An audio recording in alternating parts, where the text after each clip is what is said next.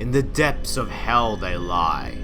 Blast Entertainment. It stands tall with the likes of Phoenix Games as one of the most notorious video game publishers to grace Earth. They didn't publish as many games as the shit-covered bird, but each of their releases certainly were a bomb.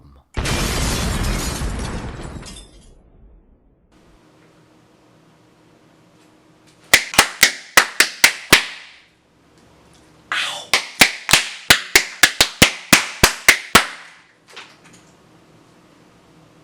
19 games.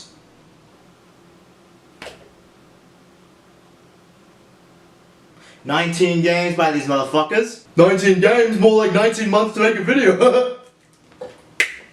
Yep, this was fucking worth it. All that mess. That was completely worth it. Jesus fucking Christ, what am I even doing with this video already? It's a lot of sewage to get through. Alright? That's a lot. So, we're not gonna do all of them, because I ain't gonna go through that. Alright? So, we'll go through 5. Just 5. Yeah? TerryByte. First off is Casper and the Ghostly Trio with its jizz font. Good start. And there's apparently 11 levels to get through, and let's go. Oh god. That's a good amount of text to hide the fact you didn't even make an opening cinematic to tell the goddamn story. So Casper's 3 uncles, the Ghostly Trio, have captured Casper's best friend, Wendy the Good Little Witch. They need her to cast spells on a special potion they are making, which will give them the strength and power to rule Ghostland. Wait, the Ghostly uncles are evil now? How the hell are they even threatening? Look at them. They're smaller than Casper. Okay, I've wasted enough time. Let's just get into the first level.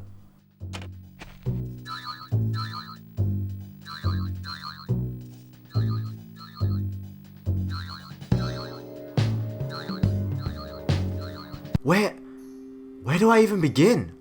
Just look at Casper himself. He doesn't even look like a damn ghost. Holy shit, that was scary. I guess they weren't lying on the back of the box. This is the most spooktacular adventure ever. Casper looks like a marshmallow, a bit of Italian meringue that's gone through a horrific process to remember a humanoid shape. Look at his eyes.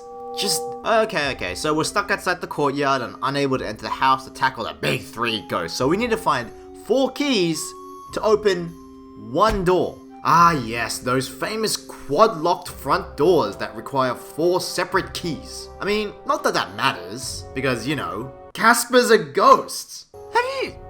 Have you ever heard of a ghost that can't go through objects, through walls? What is this bullshit? I mean, I know that a game without any objects to collide into wouldn't exactly be a great game, but I mean, it's so obvious. Let's talk about the combat real quick, shall we? It's spam square, that's it.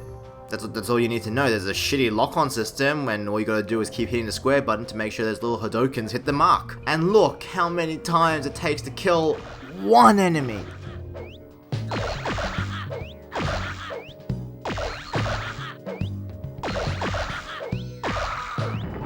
Well, there is one other way to attack, by throwing pink little bombs. I'm assuming these are the potions that Wendy made. They create a huge shockwave that kill things in 1 shot. And not even have to hit the enemy to kill them, apparently?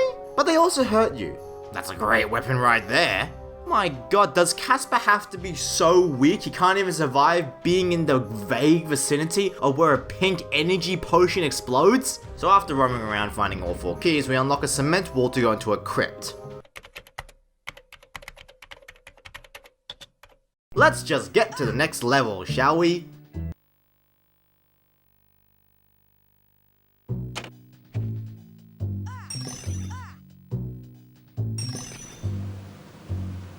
What the fuck? You saw that, right? I went down underground and ended up on the rooftop. So this is apparently the bonus stage where you get to collect Chaos Emeralds while outrunning a huge electric field. You couldn't even make the gem spin. It's... moving on. And now we are actually into the crypt, and More keys, more spamming, more absolute dog shit, except this time it's worse because of the confined spaces and the mind-numbing grey that seems to invade all pixels of the screen and seep into every orifice of your body, and until you too become grey and lifeless. I think I'm done here. The terrible controls, awful music, sickening camera, it's too much to bear. I can't take it. Also because I got stuck here and I couldn't make this jump, and I jumped and I jumped and I jumped and I jumped and to no avail.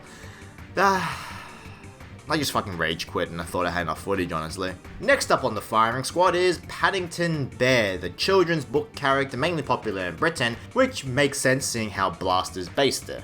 Developed by Atomic Planet, they saw this and went, sure, we'll wrap this up in a box and sell it to impressionable little kids. Little kids don't know the difference between good and bad, right? They watch those awful children YouTube videos for hours on end. We'll do the same, but in video game form.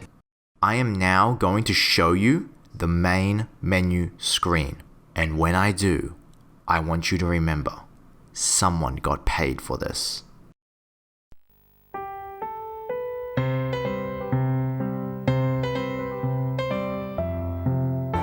There's no justice in the world. Did anyone try?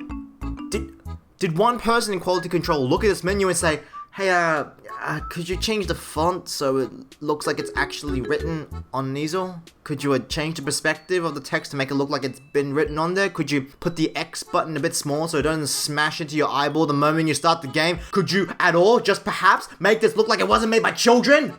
So, right here should give you an indicator of the quality we are about to witness.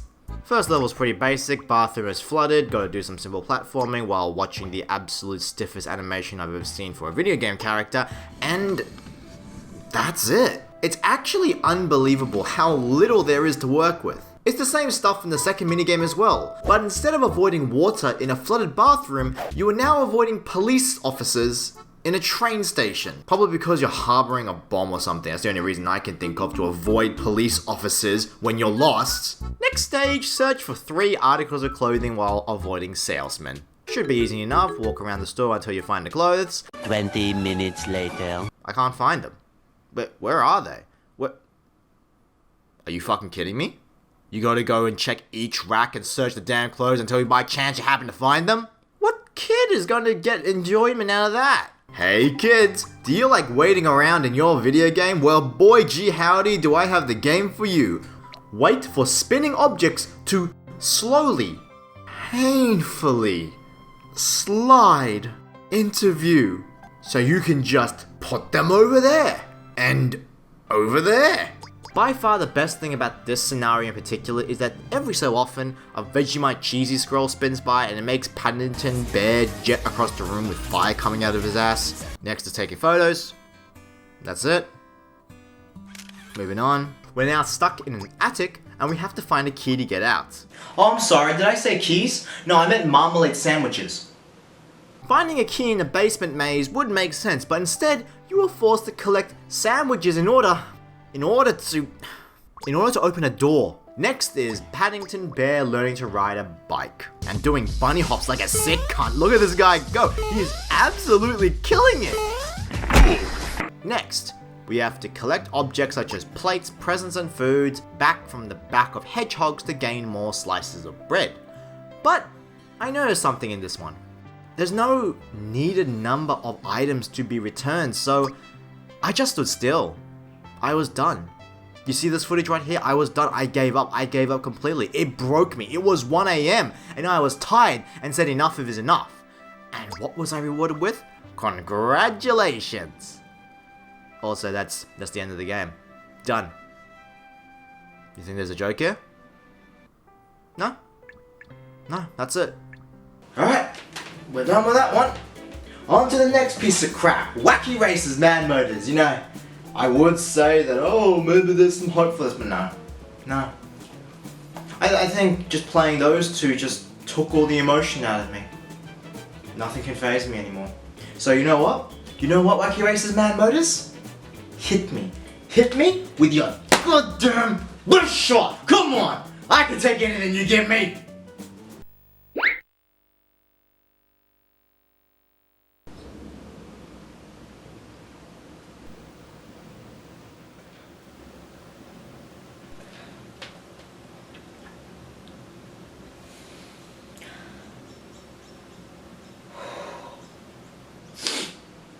Oh, okay. I'm so sorry, Richard. I truly am. Based on Hanna-Barbera's cartoon series that aired in the late 60s, they thought this would be a perfect adaptation for a racing game. Okay, there's a clear flaw in logic here. I don't know anyone who's heard of Wacky Races unless they're a serious cartoon fan. And secondly, nearly 40 fucking years after the show ended. But I won't lie, after watching a couple of episodes, it had potential. I mean, you get to race in cool cars and even a fucking tank. That's gotta be cool, right? So I guess we gotta go in with our heads high optimistic. It's not good. Where to begin? Where to start? It's like looking at a Where's Waldo picture. Where do I begin? Ah, the controls. Oh my god, the controls are so damn sensitive. Your turning circle is so small as a wristwatch. It's insane. Like here, I'm heading towards this really tight turn at over 120 kilometers an hour, and I still hit the inner coping.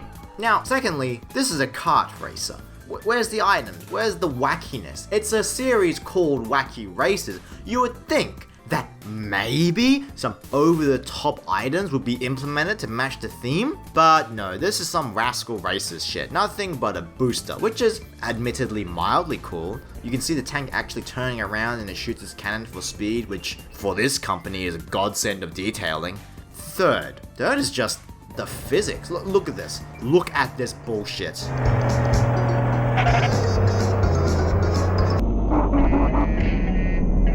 After numerous attempts, I completed the race and I got second place. And screw this. Next. Little Britain made by the idiots. You might have noticed by now that they only make licensed crap. So not only do they have to make bad games, but bring down the brand with them. For those unaware of the outside world, so Americans, Little Britain was a comedy sketch show that basically made fun of certain stereotypes in British culture. Shock and gross out humor with many unflattering costumes, repeated catchphrase, and crude jokes. It hasn't aged well. It was kind of like Jackass, where your parents said, no, you can't watch it, it's not good for you, which really made you want to watch it more, really. So you would watch it late at night when your parents were asleep or when they weren't home, and really, you laugh at anything. It was that funny because you're a stupid kid. So that was what the game was trying to ride on, its popularity. This show was so popular, it rode the wave in the UK and it eventually spawned off spin-off after spin-off in America, and I think that's it. But the important thing here is that it was popular, and Blast Entertainment knew that, so it rode the wave with it. A year after the show ended. Made by Revolution Software Studios, published by the shitbomb, we have a collection of 7 minigames, which star the titular characters from the show. So really, this has less content than Paddington Bear. At least that one had 9. But to its credit, they are all different, so there is more variety. Kinda. First minigame stars Vicky Pollard, a high school girl who thinks she's all that, but she really ain't. Yeah, looking at this rendered model pretty much tells you what the show is like. So here we are in the first minigame, and almost instantly, I can see that the ground is a completely flat texture. There's no curb, and that annoys me a lot more than it should. It's your basic obstacle course with 5 different tracks to switch between, with, you guessed it, delayed controls. Okay, I'm serious. Paddington Bear had more responsive controls than this piece of garbage. How do you do that? When you're not bored out of your mind playing this, feeling your senses being deprived of all sustenance, this special meter at the bottom decides to play this obnoxiously loud sound effect. Essentially collecting CDs or something fills up the meter, much like SSX and its Uber meter. But while SSX had this over-the-top awesome moves as your reward, here... Oh my god, I still can't believe I just done that.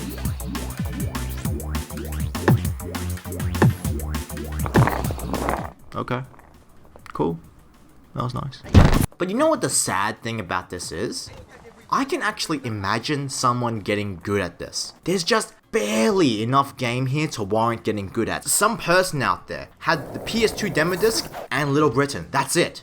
So obviously, he would just play the Ratchet & Clank demo for hours. But when he got bored of that, he got increasingly better at this one minigame, for he had nothing else to play. With the delayed controls, the course layouts, the combos, the tricks, I can honestly imagine someone putting in the time to max out that score. And it scares me.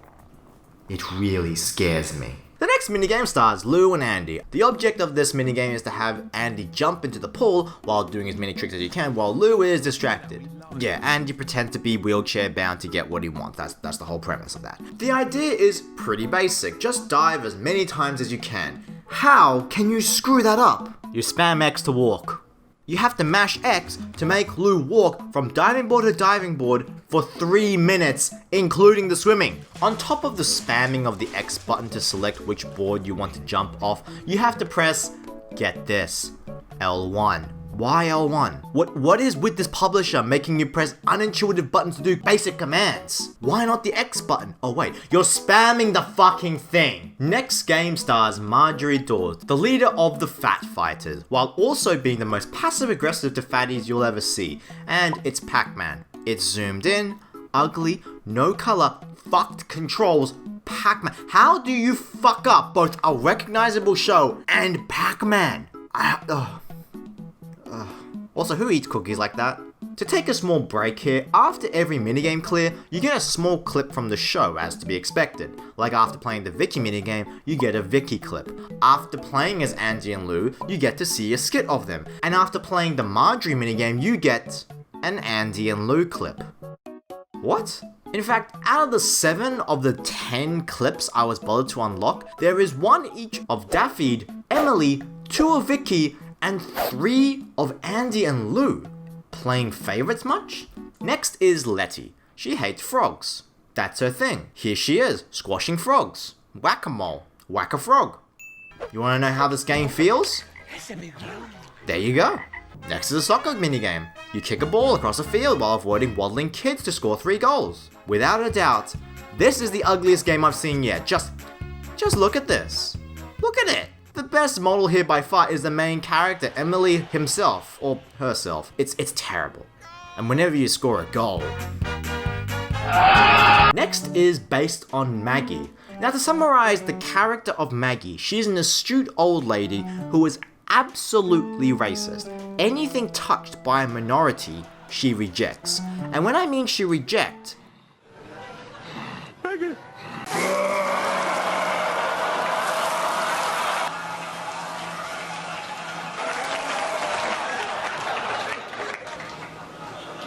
My account.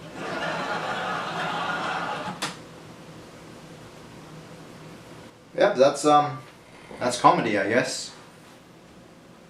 So with such ripe characters as this to base a minigame off of, what could it possibly be about? It's Tetris.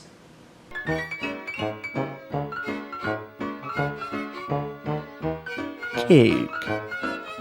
You thought that in a character about vomiting, there'd be vomiting in the minigame? Nah, it's Tetris, you idiot. Nah, there's vomiting, of course.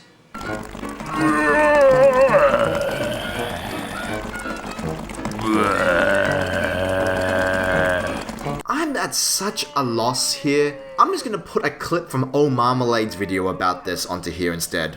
It plays as good as it looks. Sickeningly terrible. Couldn't have said it better myself. I mean, literally. His accent's just divine. Let's just move on to the next one, where again, we play as a fat dude in skin-tight clothing. Absolutely unexpected. Here, you play as Daffy, the only gay in the village. He runs over and punches gay people. That's the game. A literal hate crime. It's also a copy of the Vicky minigame, so let's move on before I pass out.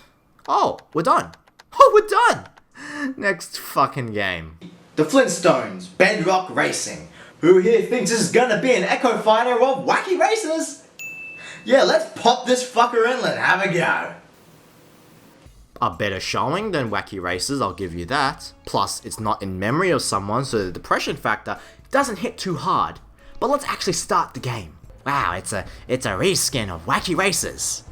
Fucking wow. Don't get me wrong, the controls are better, and the visuals actually look like the Flintstones. I mean, they still look like shit, but It's more than you can ask for this publisher. Everything has been improved on, the visuals, the music, the controls, for the most part. In fact, the only thing with a mild downgrade is there's no animation when you boost, unlike Wacky Racers. Here, you get the classic effect of the feet running across the ground, but there's no animation to make it look any more cartoony. But apart from that one detail misstep, I'm honestly surprised at the quality of this.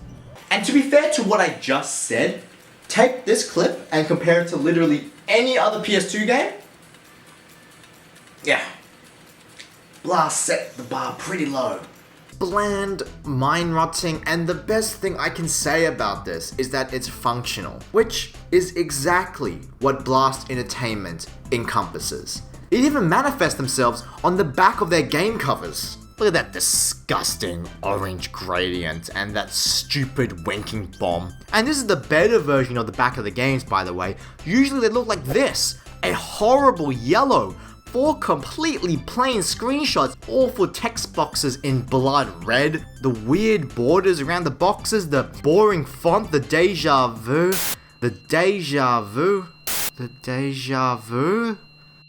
Why?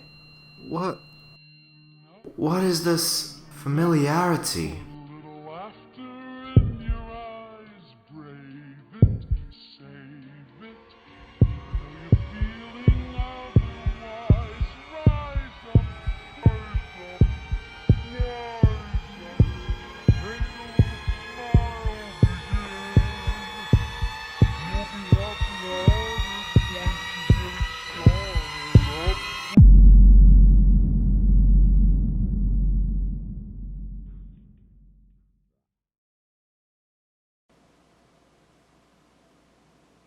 Oh shit, it's Christmas. TerryByte.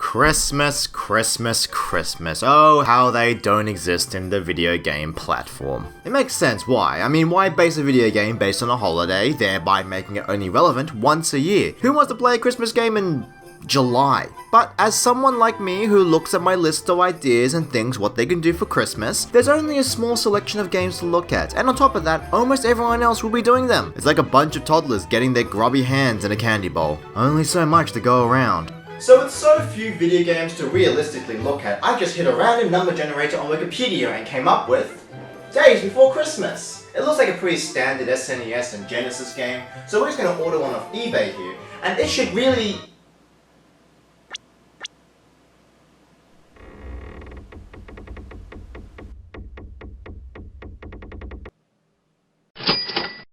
Holy shit!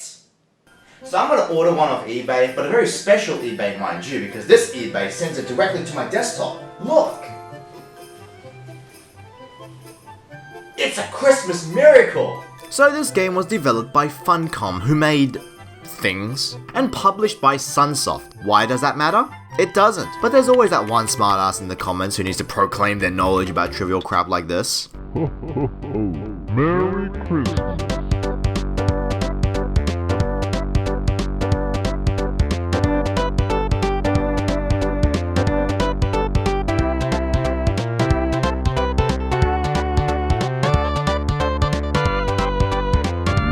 Only days before Christmas, Santa slept in his house. An evil plot was brewing, cooked up by awful louse. The cold and evil snowman scared all the elves away. Timekeeper stole plans from Santa's house that day. But for the vicious louse, that wasn't bad enough.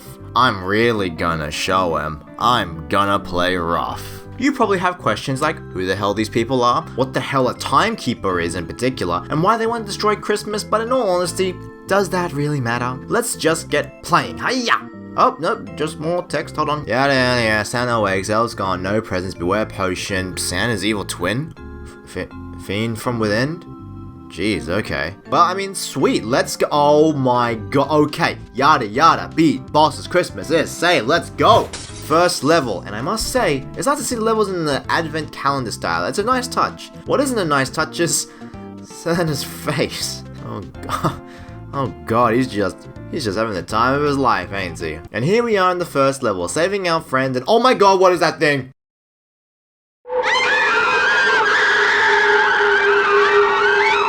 Ugh, whatever, I guess we're saving these things from the presents strewn about. As you can see, the screen is so damn close, as is common with the platforms of this era. Probably a hardware issue, but as nice as Santa looks and as nice as the sprites look in general, if I can't see where I'm going, I'm not going to care. I can't see where I'm going, leading to slow, boring inching just to avoid not running into enemies that I can't react to. Hell, if the character wasn't in the middle, if Santa was just off center, it would make the game so much more enjoyable. It really makes you appreciate something like Super Mario Brothers. But as much as I rag on the closeness of the camera, yes, the sprites do look great. Santa's crouch animation is just amazing. And look at these spinning candy canes, just gorgeous. Even this cup of coffee looks delicious. Whoa!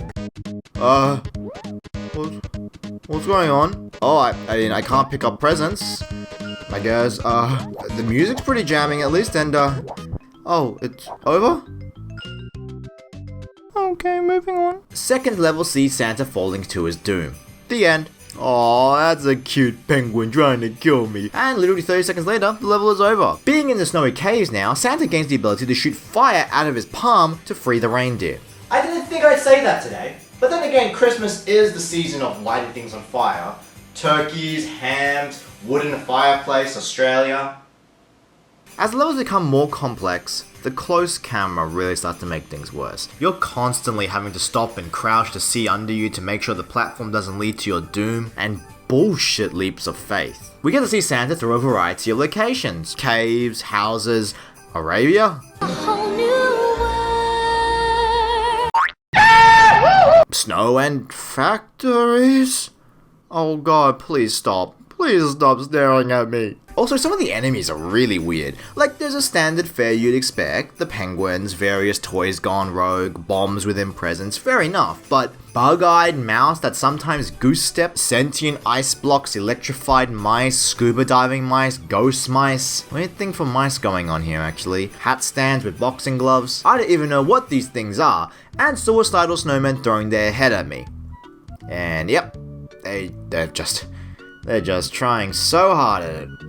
Oh, that one nearly got me, you cheeky snowman, you. The bosses aren't that much of a threat either. We've got slightly bigger snowman that also can't seem to hit me. Just hit him a few too many times and he goes down. The time stopper, which is basically a giant clock rolling in a half pipe because he's super radical. A giant mouse with a baseball bat that can survive a goddamn 10-ton wrecking ball being dropped on him. What I find hilarious is that the ball itself doesn't deal any damage, but your shitty snowball after you stunned him does. That's like stunning a villain with bullets so you can damage them with a bitch slap. We'll get to the final boss when we get to him, because right now, let me gripe, because there's one tiny thing, one object that has scarred me on my short playthrough of this game.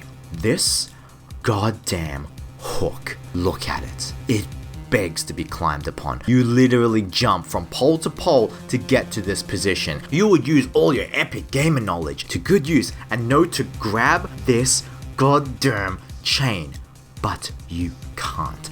You just can't. You can try until the skin on your thumb peels off. You will not climb up this chain. At least if I could try again easily, but you can't, because the pit you fall in, while it seems unassuming, is anything but. It is purgatory. The lower right edge has barely enough space for you to make the gap. You need some form of momentum, but the screen edge prevents you from making a run up. And on top of that, see how the platform protrudes out because of the isometric angle? Bullshit. You fall right through that faster than you can scream at your computer monitor at 2 AM saying you hate Christmas. I mean your SNES, your perfectly legal SNES and not an emulator. You can't jump from the bottom, you can't jump through the platform, which sometimes happens in frustration. You're stuck until you brute force it. And when you're back up there, you just fall back down. I knew you had to interact with the hook in some way. That chain means something. Why would the game lead you here if you weren't supposed to climb up it? I thought I missed something, but what preceded was a mini maze section with suction pipes, and I was not going to go through that. So I looked up a walkthrough, and you know what it said? Jump on the hook. It was like a spit in the face. And try after try, holding up and jumping on said hook. And then, I got it. But I wasn't happy. I wasn't relieved. Just dumbfounded. Because when it says to jump on the hook, it literally means jump on the hook. Who in God's name just stands on a hook that's smaller than your foot? I saw Santa climb and swing on things before to just watch him stand on a damn hook make the 30 minutes of trial and error beforehand even more demoralizing. Could they not put a damn platform there to tell you could stand on the thing? Why is the hitbox on the damn hook so small? Why is the pit below it so damn punishing?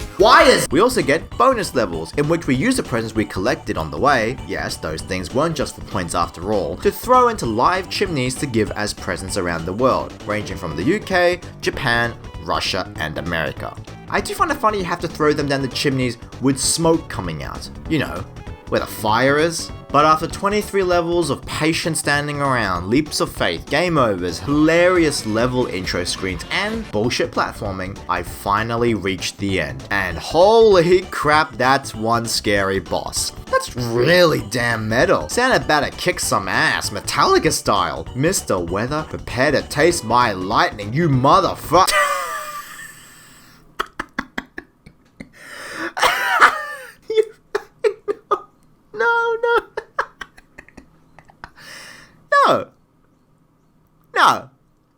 No, that can't be the final boss. This goofy ass cotton ball with the smell my finger gesture, this is it? I've never been so disappointed in how a final boss looks that it wraps right back around to being amazing. This is a piece of popcorn with a sausage finger hand. Look at his teeth. It's so goofy. Oh, jeez. Oh. Now that I recovered from that. Oh, he's dead. I killed him while laughing at him. What a guy. And that was Days Before Christmas, a $350 experience. It's a quaint little thing. It's a lot better than any of the other Christmas shit that tries to cash in on the cheer. But for $350, ew. And I know that its price is based on its rarity rather than its quality. But at that price, you'd either have to be an idiot or a serious collector to want this for more than a Nintendo Switch. Probably an idiot. For my money, I'd rather spend it on 75 pieces of cardboard that I can maybe win in a chance-based game. So from me to you, I wish you a Merry Christmas, a Happy Holidays, and for a better you in the new year. And as for me, I hope to upload more than twice a year. Holy shit, I suck. Hey, you wanna see a man get pregnant? I'm sorry, that was a little bit inaccurate. I mean a 13-year-old boy get pregnant? Well, welcome to the TerryByte channel, where quality is a gift, not a given. And daddy's wallet's getting a little bit thin. So no present for you this new 2020. TerryByte. A while ago, I looked at Round the Twist, arguably the most memorable show to most Aussie kids within the 90s and early 2000s. It was a show that was weird, funny, engaging, silly, and most of all, gross. But not so gross that it put off people, both young and old, off. What I forgot to mention in that video was that these episodes were almost all based off a series of short stories by Paul Jennings, a children's book author for the first 2 seasons. But this was the first episode of the 3rd season. It wasn't based on any short story, it was just the writers. And the writers came up with male pregnancy. Now, in a show that included themes and ideas about vomiting, spinning penises, hissing over walls, bestiality and incest, this is the episode that all Australians have in the back of our minds thinking, did we actually watch that? You can find all the episodes of Round the Twist on YouTube right now, and let's look at those views. Very first episode of the series, 200,000. The episode with the peeing over the wall, only 50k. Spinning penises, 75k. And the episode we're looking at, 1.6 million. Well, goddamn. So if you haven't watched my previous video on Round the Twist, the link is up there. I highly recommend you watch it. But if you're lazy, this is Pete, Bronson, and Linda. But who cares about that? Roll that intro. Have you ever felt like this? We start off with the family and friends preparing a lunch to welcome the dad's new wife into the family. And if Faye gets a bun in the oven, it'll be a new lease of life for your dad. Is he hungry or something? No! If she has a baby, you know. If someone drops a tadpole in her beer. Now I know that seemed like a bad joke, but it's important. Trust me. Everything seems to be in order, except Pete isn't around. Where's Pete? Where we then cut to Pete being chased by some bullies, while also needing to pee really badly. Man, Pete looks like me after I get blue-balled and on my way home. Pete retreats under a tree where he finally relieves himself and also the world's biggest fart.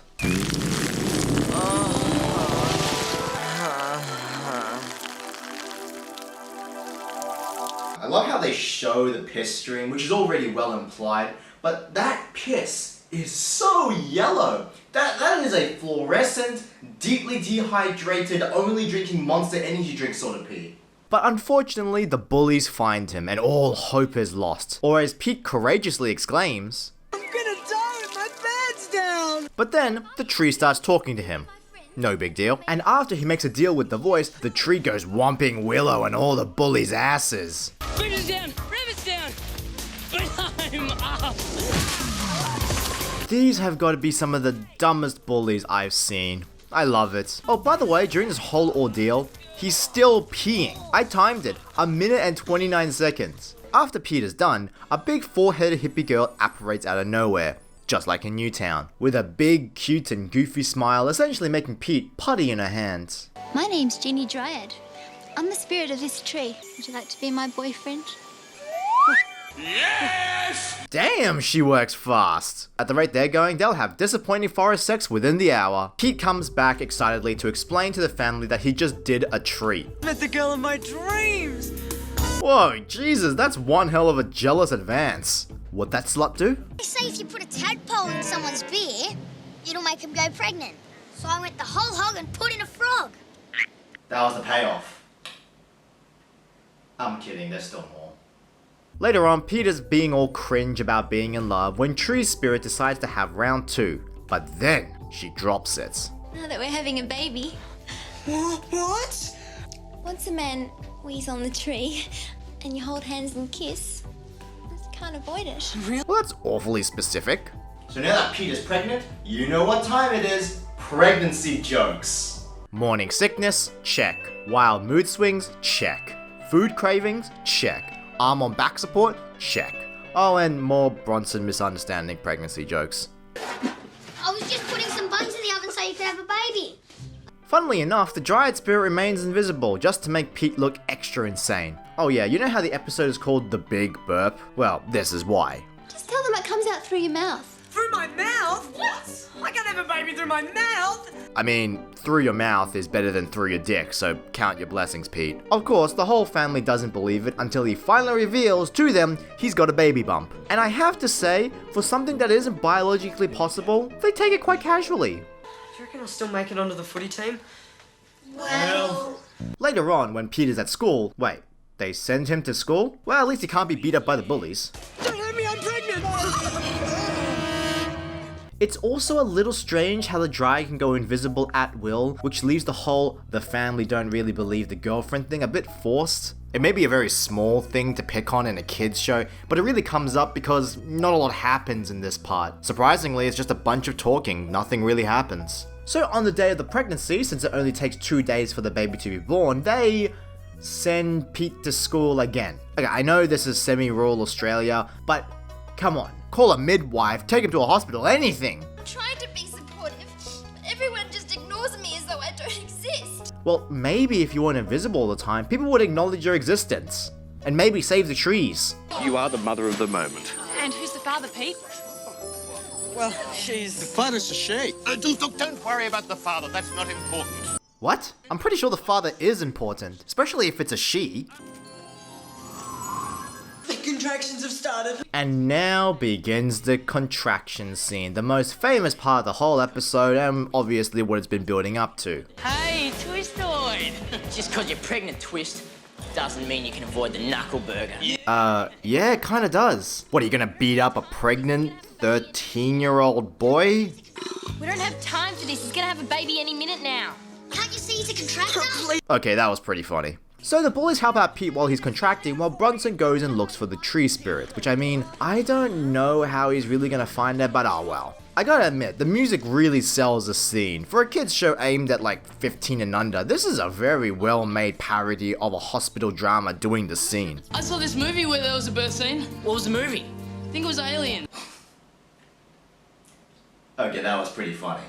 Ginny overhears Bronson talking to Mayor Gribble about how he thinks Ginny should be there, leading to her returning to Pete after what seems like 2 minutes of separation. So they say their sorries before helping Pete burp up the baby. And I gotta say, the acting is really well done here. It really sells the scene. And Pete finally has his tree spirit dryad baby thing.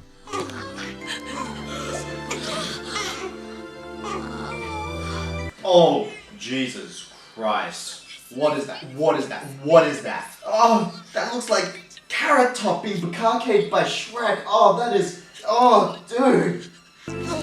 Could be twins.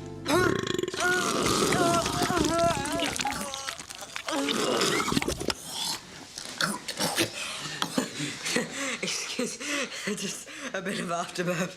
Ah, classic gross out humor. Don't ever die. And so the baby was sacrificed to that dying tree to help it come back to life. Well, I mean, that's the only explanation I have to why a baby just disappears into a tree. Mother Nature is cruel, man. What can I say? And now, Bronson's reoccurring joke time. Yay. I don't know how to tell you this, Faye, but I can't get you pregnant. You're gonna have to do it by yourself. And Dad, you're gonna have to keep yourself alive for as long as you can. Oh, damn, I don't want to be alive for another month. And the episode ends where it starts. With piss. Bronson, no, don't do it! Have you ever? And that, my friends, was the big burp. Wait, was Bronson just gonna piss in front of his family? Was the episode as weird as I remember? I guess it is, but then again, all the episodes were kind of weird and gross. It's only through our adult minds that skew our memories that make it seem a lot worse than it actually was. And don't get me wrong, it's gross and disgusting and probably a lot of networks turned it away. But in its grossness and weirdness, it left an impact. And isn't that what's important? Taking us back to an innocent time where weirdness and disgusting grossness wasn't questioned, and instead we asked the big question in our childlike heads: what is incest? I told you, man, Daddy ain't got nothing left. Yes. Put a ring on it? Yeah-huh. The one ring? Yes. The one ring to rule them all? Andy, where are you going with... Oh.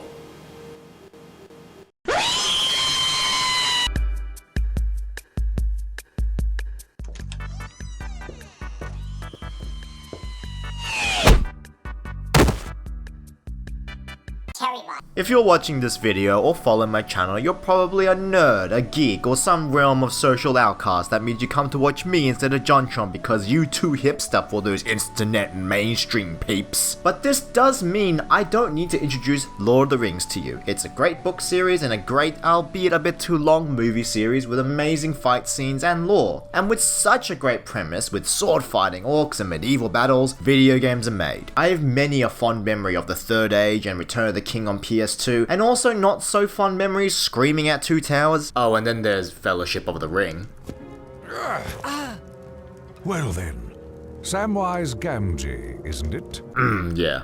Ah, but the bootlegs came. And truth be told, it makes sense to make bootlegs off this movie series. That's right. I said movie series, because who really wants to make a bootleg off the books or Rolf Bashke's animation? Oh, Sam, you simple-minded. Fell asleep. Yeah. And with all the sprite and animation stealing that goes on within bootlegs, it makes sense to make one about sword fighting. So, let's not waste any time and dig into our first bootleg on the Genesis. Now this was made by the lovely folks by Glory Sun, who have made a lot of bootlegs, and when I say bootlegs I mean hacks of existing games but replacing sprites. And this is no exception, hacking Chinese Fighter 3. Yep, that's the actual name.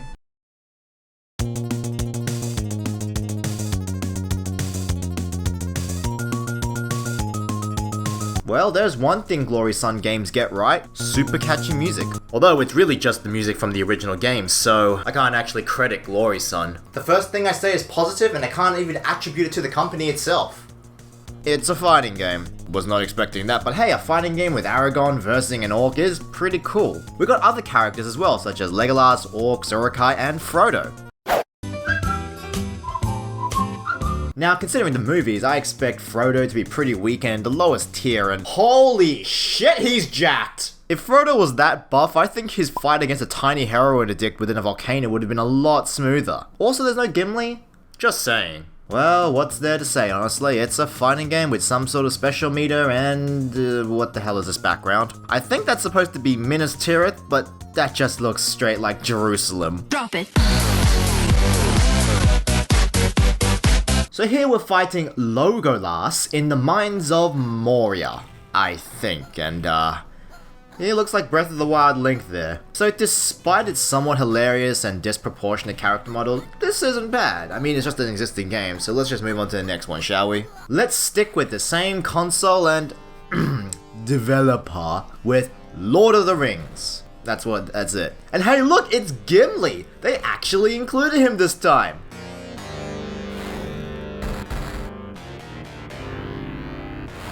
This music seems familiar. I think this is from Stormlord, a Genesis game which was also developed for ZX Spectrum and all those computers that were before my time, honestly. It was also ported to the Sega Genesis and had small controversy about the sexual content. Essentially, you play as a Viking, Conan sort of character, saving half-naked fairies.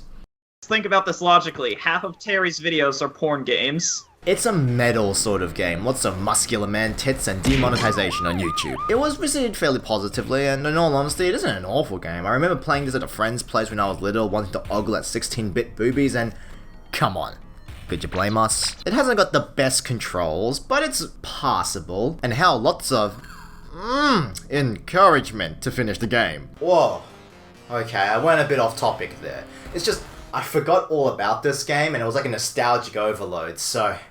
let's forget about that, and let's see what Lord of the Rings has to offer.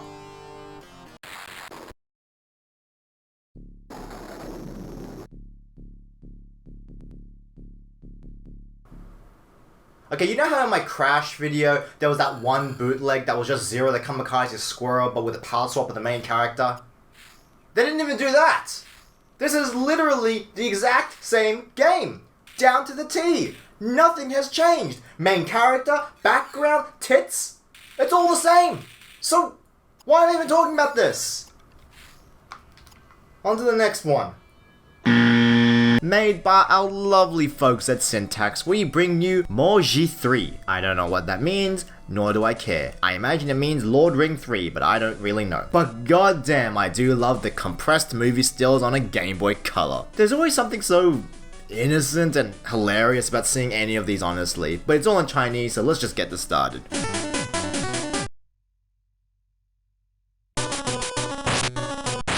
Well, I gotta say, it's exactly what I expected. A garbled mess of stolen sprites, and our first enemy is Muck from Pokemon! Okay, this is the best game ever! Also, there's no animation when Frodo jumps. At least I think it's Frodo. I mean, it's so generic that it really could be anyone. Ah yes, who could forget Tolkien's Lord of the Ring, where our hero Frodo jumped like he's on the goddamn moon without bending his knees, fighting orcs and cyclop priests firing hadoukens, Pokemon, sentient fireballs, mummies from Metal Slug, motion detecting bear tracks, and many Johnny Cash songs that fucking teleport out of thin air! Nothing really to say here. It's a pile of crap and the controls are as stiff as stale bread. Ah shit, I fell. Okay, that's gotta be one of the best things I've ever seen in my life. Dead. I'm dead. It's the truth. Dead. So, let's move on to the last Syntax game on this list. Oh boy, Broken English, my favorite. So, Midland World, about 5,400 years ago, Dark Lord, oh my god, this text is moving so fast. I didn't speed this up, this is actually how fast the text goes in the game. I guess they knew their English was so bad that they were trying to make it as fast as possible to minimize embarrassment. King of Ring. With an actually kind of impressive title screen. For a bootleg, I mean. But that's probably its only one redeeming factor. Every Syntax game I've played so far has been recycled, stolen sprites from other games in a shitty side-scroller fashion. What else can they do?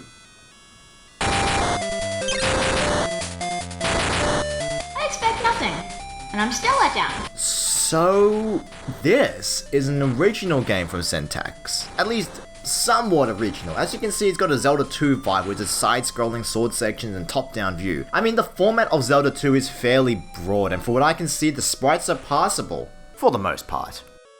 Now that is a big boner. Only profoundest philosopher can pass this place. Hey, Descartes? Can you pass this place for me? I am disposed to believe that it is to be found complete in each individual. Yeah? And on this point, to okay, the common opinion of philosophers, who okay. say that the So this place is pointless, let's visit the town. So this place is pointless, there's nothing here. Just a guy you can't talk to. What is this guy, Error? So let's go up Route 1 here and fight giant tusk boars, pirates, and foxes with gargoyle heads with the dodgiest hit detection I've ever seen. Also, they drop batteries. Little known fact about the medieval times, they had fucking batteries. Also, they constantly respawn, so you should just jump over them instead of trying to beat them. So after passing that, we meet Gandalf, who literally drags us to Saruman's tower. Like, you can actually control the way Frodo is facing while Gandalf drags our midget ass. Stop! The break, stop! Then a cutscene between Gandalf the wine-coloured and Saruman basically say, yo, join me, bro. No. Okay, you're not my best friend anymore. Literally. So we escaped Saruman's tower and I died. Take 2. And I died again. I can't get past this goddamn stage. Call me bad at video games or call this game Dark Souls, but I honestly don't care about finishing this pile of crap. Even though it was the most impressive game that Syntax has produced so far. Gandalf got killed by a fox and a random orc with a sword. Saruman and Gandalf are not friends anymore. The end. Well, that's all the Lord of the Rings bootlegs I could find easily. I'm sure there's more. But hey, we got a Zelda 2 ripoff, a fighting game, a purple side-scroller, and half-naked fairies. What else could you ask for? Wow. Return of the King on PS2. That shit is lit! Right you are. which compelled me to make merchandise. Oh my god! It's Dildo Baggins!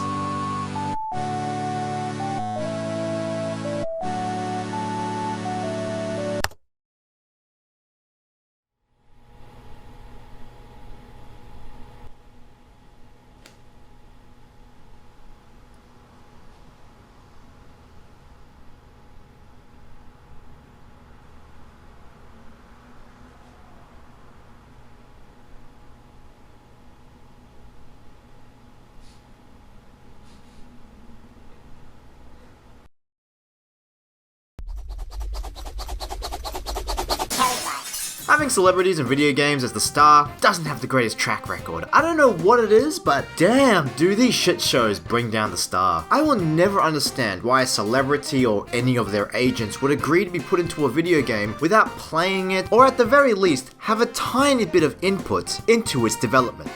Maybe they think it's because being in a video game will boost their profile. After all, it's an avatar, so you can make them look as good and aesthetically pleasing as possible to really sell to your fans. Look at these horrifying things!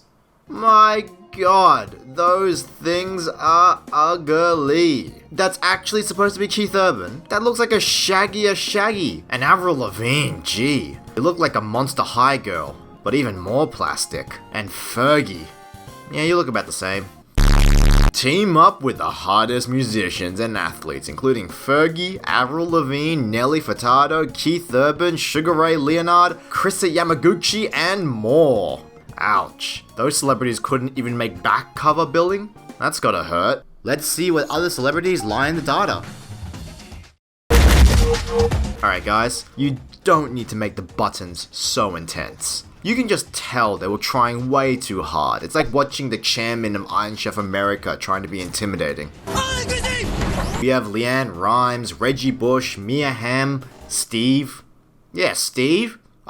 You never heard of Steve? Practically the most famous of the bunch. Go down to your local pub and you'll hear people just talking about him, saying, damn, did you hear about Steve's new haircut? He's got that center parting on point. As you can probably guess, there's a bunch of normal people in the roster too who are wannabe celebrities. Ashley, Russell, wannabe Kiss member Chad, and Elise, who is apparently wearing skiing gear. You mean like Elise from SSX Tricky? But instead of being super seductive and sort of a bitch, here, oh darling, what did you do to yourself? Nice to meet you, ma'am. Your son calls me mommy too. So of course, I'll pick Steve, the handsome bastard he is. And what makes him so handsome?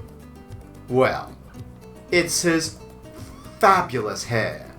I guess you can say his hairstyle plays a center part in his looks. Yeah? Terminal? No cure? So the first game is beach volleyball.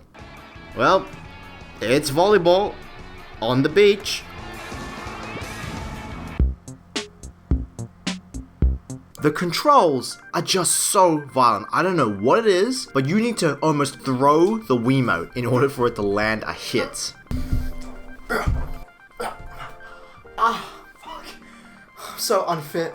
Next is inner tubing, whatever that is.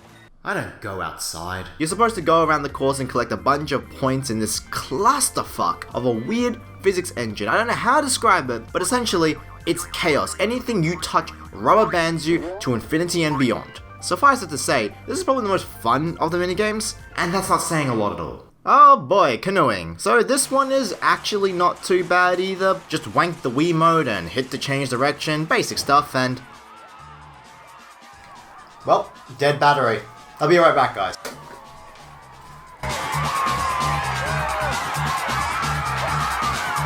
Okay, sorry about that. Well, let's go and continue canoeing. I think that's supposed to be cheering? Nope, that's just the sinners in hell screaming and writhing in pain, isn't it?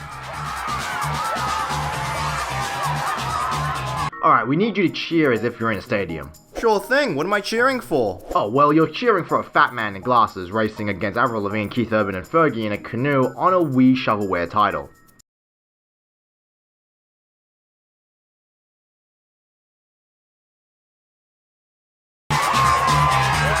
Here we go with horse riding. Hold Wii remote in both hands and shake up and down. Okay.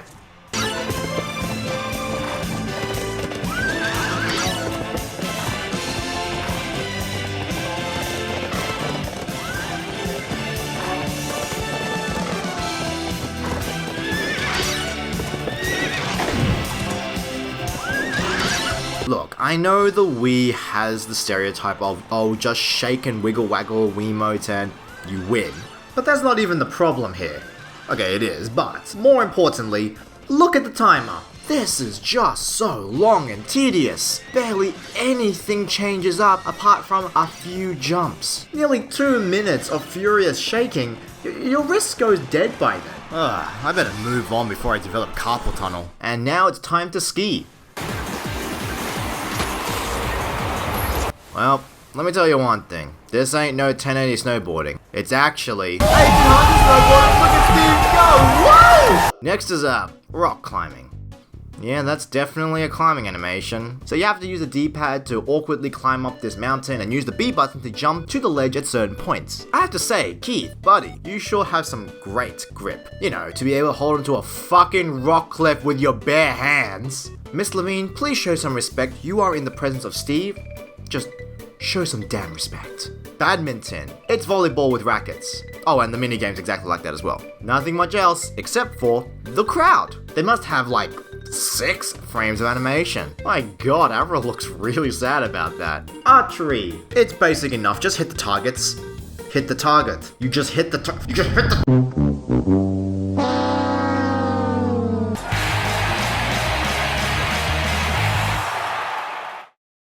bitch. Oh hey, jousting. Is this gonna be like the Wii Sports Resort jousting game?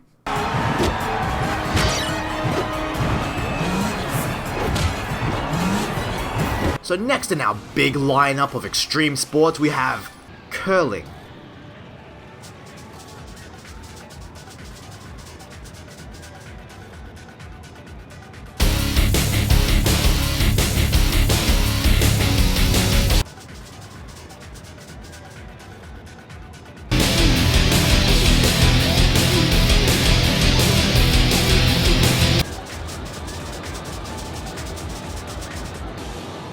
What the fuck is this piece of shit? And now I introduce you to the best minigame of all, dodgeball. Not because of the gameplay, fuck no, but because of... It's somersault, somersault, summertime. Everybody sing along, bouncy, bouncy. What the hell is air races? Like paragliding or something? What the hell is this? This is not a sport. You go through rings, lay mines, shoot missiles to get first. But this has nothing to do with the celebrities. You're a plane. How do you make a full-fledged minigame less interesting than a 5-second WarioWare microgame? That is an amazing feat of failure. And next is... That's it? You know what I just realized? Isn't there something missing from these celebrity cameos? Something that would be included in a video game that's just about them? Like, voice clips? Or their songs? Yeah. These celebrities don't talk. They don't say a word, no samples, no music they've composed, literally just the likenesses. Barely. My god, the only selling point to this piece of crap are the celebrities. Much like this video itself. Absolutely no voices. How do you sell a game like this without them? I mean, Cedric, you're a celebrity. How would you like it if someone took your likeness but didn't give you a voice in a subpar piece of media?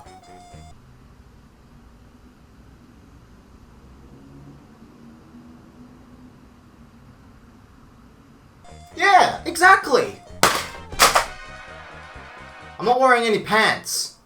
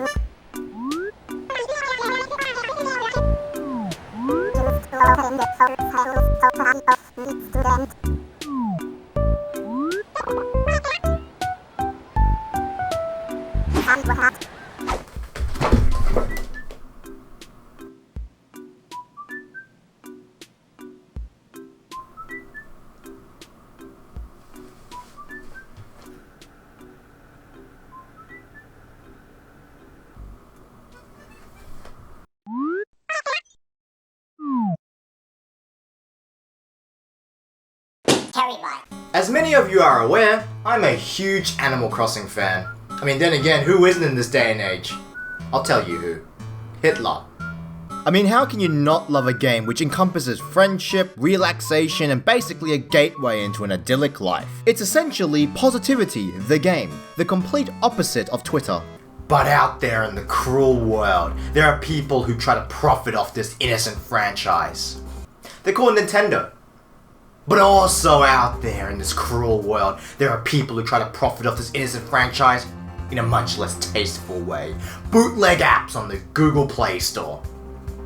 And also I found some fan games on the net, because it's hard enough trying to fill up a video with just shitty mobile games. TerryByte. He doesn't even try to hide his laziness. Let's start with some Animal Crossing trash. That's not Amiibo Crossing. Animal Crossing Jump. You can see the Earth and universe. Well, good for you. But what about the rest of us? Best new game, the Animal Crossing Camp Jump. Top chart game. How long can you survive on the Animal Crossing Camp Jump? Man, if there's one word I wouldn't associate Animal Crossing with, it's survive. Well, here it is. Here is the top chart game. That has gotta be one of the most crude screens I've ever seen, even for mobile games. I mean, just look at it. It looks like something I would make for one of my first YouTube thumbnails, not a game sold for money on the Google Play Store. God, what's with that weird white striped sheen on the border of the letters? It's so distracting. And this is the game. Oh, I lost. And sinking into the concrete, smiling away. Okay, let's try to get more than 2 jumps. Damn! Fuck! Okay, how do we play this game? What? A kangaroo? Oh, this is a clone of a jumping game featuring a kangaroo. I'm not even surprised. Interestingly, the replay button doesn't work. You always have to quit to the main menu and restart the round. Oh, and you can't forget about the collectibles. We can use them to unlock new characters such as Ninja and Zombie. fucking zombie. Isabel, wearing Deal With It sunnies, is a goddamn zombie. I don't think I can top that. Next is a flash game called Animal Crossing Tortimer's Adventure. Looks innocent enough, Tortimer just spazzing out there. The premise of the game is simple. Get from the start of the level to the end. Shit, that was simple. Level 1, the walk to the village. Find your way to the village. It's not too hard. Oh god, I hope it's not. God, I make a joke about that, but it's just so innocent. Well, goddamn. It certainly looks like Animal Crossing enough, and damn, Tortimer can jump. For such an old man, near senile and retired, he can throw his body like he's a damn NBA player. Who said green turtles can't jump? As the instructions stated, the game is really simple. Just walk Tortimer over to the finish while jumping over entire goddamn trees from the ground. Really nothing else to say. Tomb Nook's busy and can't cross the pond. Heh. Tomb. Again, I could make fun of that typo, but it's better to stick this game on the fridge and give it a good try sticker. Lord knows I couldn't make a better game. And here we see Tortimer drowning. Ah, hell yeah, just like the water temple. And we cross the pond to help Tom Nook open his shop. Well, actually, no, we get shoved to the sidelines while he rudely rushes ahead. Oh no, someone robbed the store. So it's up to us to find the culprit. Level 3, here we come. We now gain the ability to jump on clouds, so the platform becomes a bit more complex. Nothing insane, but hey, it's promising. And level 0, the game ends there. Oh man, I was actually starting to enjoy that. And it looks to remain unfinished, which is a shame, because now we will never know who would steal from poor old Tom Nook. This will go down in the pages as one of 21st century's unsolved mysteries. Zoovania Chronicles. Come to the incredible town inhabited by various anthropomorphic animals and, oh my god, this is like a whole essay, just as a description. You will start the game inside the train car, which rushes to you in search of a new life. My god, it's like a walkthrough of the beginning. Extract materials, build your own farm, which will bring you fruits and wealth. In this case, do not ask help from your hairy new friends, they will never give up. What the hell does that even insinuate? Well, that's enough from that exhaustive and horrifying essay. Let's begin!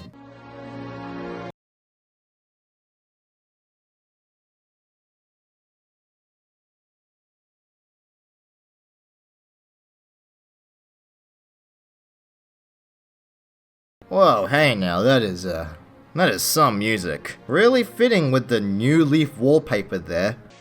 Man, this game is taking its time to load and, no connection, eh? Well, I can't seem to get further than this. I restarted the game twice and got to this exact place on the loading bar, and, well, nothing happened. So yeah, that's the game. That counts, right? This counts as a fully fledged game, right? I can move on, yeah? Please? Happy Friends Museum. It was available on mobile, but I couldn't get it to work. But it's also available as a flash game, so here it is. This is a pretty lovely fan game based on the Animal Crossing universe, set in a museum that's not curated by blathers. Now that's just sacrilege. The main premise is that it's a puzzle game, with the objective to reach the end of the level within the limited amount of moves you can make, which is dictated by food. I mean, okay. You can also collect fossils for an extra challenge, much like a star rating in other mobile games. You have to avoid hazards and solve small puzzles. It's a fun little game, and with a cute little doggo villager making little remarks as you walk around eating your food per step. Overall, it's a pretty fun game. So much fun that I actually bothered to 100% it, which is a rarity. I mean, it only took me around 10 minutes, but still. Although, there is one thing that makes me double take. When you run out of food or get stung by a bee, poor little doggo here states, "Death, it has come upon me." Jesus Christ, death! What is with these games and actual death? Aside from that, dark side, this game is pretty good. Alexander Shen, good job. It's the experience Animal Crossing fans didn't know that they wanted. Maybe they still don't. You let me know. I'll be around. I like this guy. And now it's time for the last game on the list, Creature Streets. A cute fan game based on the crossing of animals, but with one little twist. There's been a murder? There's been a terrible crime. Find motives and evidence, then tell Isidore who you think did the dastardly deed. Isidore, because she is adorable, I guess? I don't really get that. But hey, here's the cute little town of Penis. And we enter the mayor's house where, Jesus Christ, that is violent. God, fully decapitated and several axe chops to the head? Gruesome. We go around to the several villages around the town, including a little cat named Myrtle, who likes cleanliness while being happy being surrounded by garbage, Ursula, a bear who was constantly hit over the head with a bug net by the now deceased mayor, Dwight, who proudly wears the shirt the mayor designed for him, and a butt-ugly squirrel named Squeaky, whom which the mayor seems to agree with me. He really seemed to hate him for being ugly. So really, all the animals have a motive, but seem blissfully unaware of Mayor Boner's hatred and abuse towards them. So really, just like a real Animal Crossing game. Why don't I have his picture? Right down to the immature nicknames. You know what? Just because I hate Squeaky and his ugly face, let's just say he did it. Oh god. Oh Jesus Christ. I thought it was gonna go to court or something, not Oh Jesus. Oh my god, they're all clapping and dancing for his death. Wow. God. That's one hell of a way to end the game. But you know, I got a feeling I missed something. Something was lurking in the background. Something more insidious. Yes, like you, Isidore.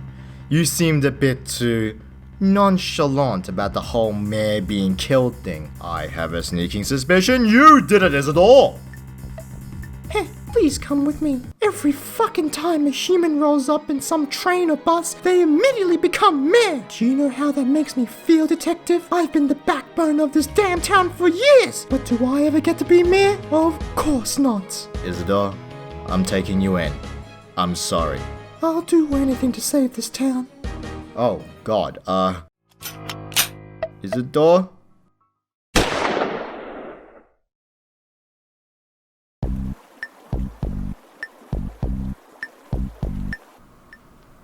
Well, that was horrifyingly awesome.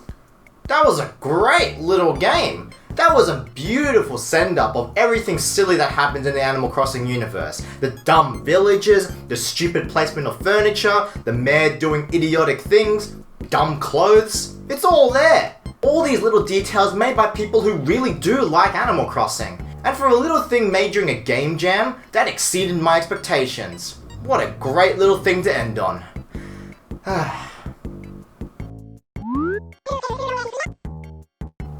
No.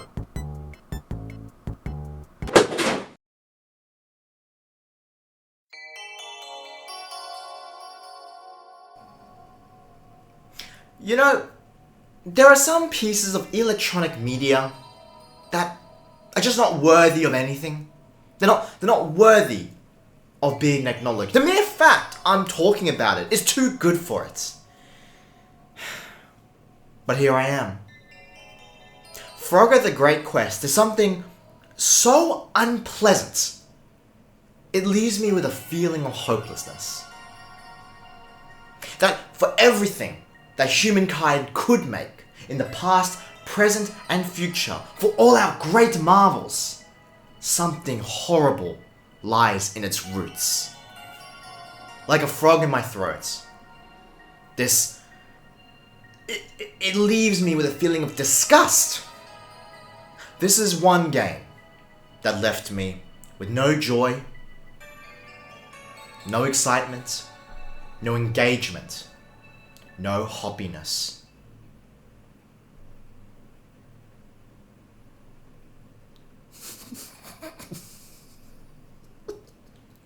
TerryByte. Frogger the Great Quest is a PS2 game released in November 2001 by Konami. Ah yes, Konami. Now look, I get it's all fine and dandy to hate on Konami. I mean, come on, they fired me. Apparently. But this was back when Konami was shit hot, so let's pretend we're back in 2001, where nothing bad happened. Yep. Nothing bad happened in 2001. So with our respect for Konami back, let me just say this. Really? Konami published a bloody Frogger game. And not only a Frogger game, but one that got 3 out of 10 from IGN and a Metascore critic of 32. Jesus, talk about a fall from grace. You go from this to this. Literally within 5 days.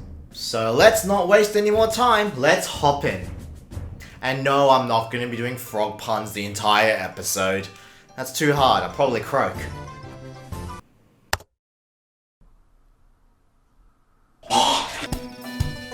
How you love, frog? Okay, and we have a problem. Literally the first line, and I hate it. What did this fat idiot say? How you love, frog? How you love? How you love? I want to zap new bugs, swim new streams, be frog loose and froggy free. Classic princess wanting more in the world story. Ah, riveting. Then Frogger spots a couple of kids fishing at a stream. Be to see the dead dragon? She picked up the frog and kissed it. Oh god, I don't think Frogger's imagining about a kiss. Then a bunch of giant mosquitoes donned as a pirate, pilot, and a communist leader? What? Attack the kids. And Frogger, our protagonist, doesn't even try to help. That was a close one, Shaw. Next time they make us dinner. Well, okay then, dickheads. I just have to find me a princess somewhere. I wish I may, I wish I must find a princess before I bust. Before you bust. Okay, I made those innuendos before because it was easy. Now you're making it Kirby's Epic Yarn too easy. Upon wishing upon a star, a fairy frog mother appears. No, that's not my pun. She's called that. Can you help me find a princess whose kiss will turn me into a prince? One, you can see magic. Well, okay, I don't think he wished for that, but okay. That of protection. Now you cannot die while in pursuit of Princess Hot Lips. Princess Hot Lips? Princess Hot Lips. That's the worst name I ever heard. Also, can we just comment on the fact she just granted immortality like it was nothing? And with that, Frogger starts his journey, lickety-split. Because frogs have long tongues. I told you this would be hard! Oh my god, these controls. These controls are mind-froggingly bad. The first few... Mind-froggingly... Fucking hell. The first few steps and you feel it. You just feel it. They are so stiff. So inflexible, it feels as if you're driving a car. But not like Croc where you drift, because you can still turn on a dime. There's no momentum to anything. It's near impossible to describe properly. And the worst part is, this is the best part of the controls. It's all downhill from here. Frogger has many different moves at his disposal. Swimming is basic enough. Eating with circle is also basic, although not actually using your tongue is a huge flavor fail. But the rest are frogging awful. First of all, climbing. I don't think I need to say anything. Just watch.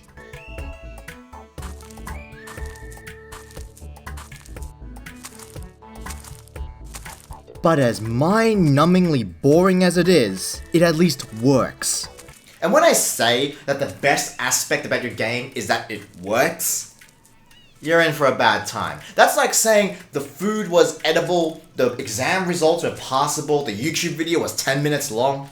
But where the game really croaks is jumping. The jumping in this game is mortifyingly horrendous. It's astounding how terrible it feels to jump and attempt platforming. Frogger does not jump naturally. He sort of pounces from a running position. There's absolutely no momentum in the air. Every jump to a platform feels as if you're aiming for a needlehead while drunk and the controller is upside down. If it wasn't for this mouth bubble glide move, I wouldn't be able to make any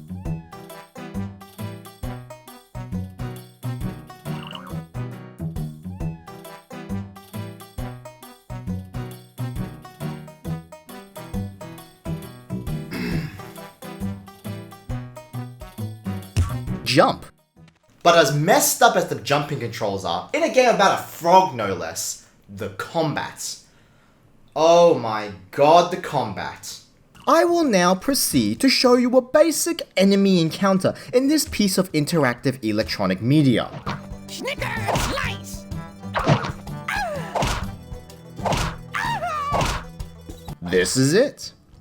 It is nothing.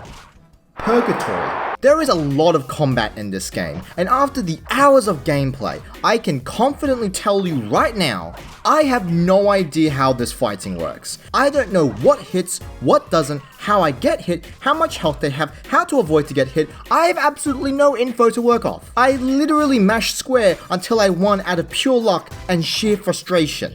And Frogger just does not shut up. Yikes! Oh! Watch it! Yikes! You're not so tough! Enemies constantly, and I do mean constantly, run away. They just run the opposite direction. And I don't mean like they get scared and they bail. I just mean they walk into a wall. What am I even playing? On top of the awful hand-to-hand combat, I'm not saying that. There's a spit attack for some range and hitting certain objects, and a special move which gives you an elemental flare. But in all honesty, they don't do much. It's better just to run away from the enemies. What the fuck? What the fuck? What? Huh. So far, we have a game with inaccurate jumping controls, a broken camera, annoying sound effects, stale gameplay, and a non-existent combat system. How does it get worse? Well, buckle up, chucklefucks. Uncle Terry's about to show you how. Now, before I rip this game a new asshole, let me say this. The story is lame, I get that. I understand that it's about a frog going to different places in search of a princess, but the story, the adventure, is so goddamn random, and it's only exacerbated by the cringeworthy dialogue. I'm just a frog! Okay, so what do you want from me? Do you know a princess? Forget it. I'm no encyclopedia. I gotta go. Enough! Can I see the princess now? No! Ah! Stinky Spinkies! A stinky biggie? Because you're staying for lunch. But I'm not hungry. Oh, Mr. TerryByte, it's just a Frogger game. It doesn't need a flowing narrative. What did you expect? Lord of the Rings? No. But the issue is literally nothing connects with one to another. You go from a basic swamp forest level and fairy villages to giant robot chicken fights and Aztec ruins. You meet so many different characters that just show up and never appear again. It's seemingly random. You forget them as soon as you leave the level. From a Dracula wannabe, a disgusting abomination of nature, a friendly bear with the face of a pedophile, and straight up the Grim Reaper. An evil scientist, a witch, a cat dragon, vampire princess, random goblin king, they all just exist and never show up until the very ending as if they were our friends along the way. The only character I remember without looking is the vampire's daughter here. Not for her personality, she has none, but because she walks very slowly to lead us to our next objective. Although Frogger just stares at her ass. Not even subtle, just straight thirsty for some cold blood vampire booty. Each character are just so ugly, the good guys and the bad. I genuinely feel a lot of PS1 games look better than this. And don't get me started on the animations, even the FMV looks ugly. How? How do FMVs look ugly? You know, Frogger was a game about crossing the road.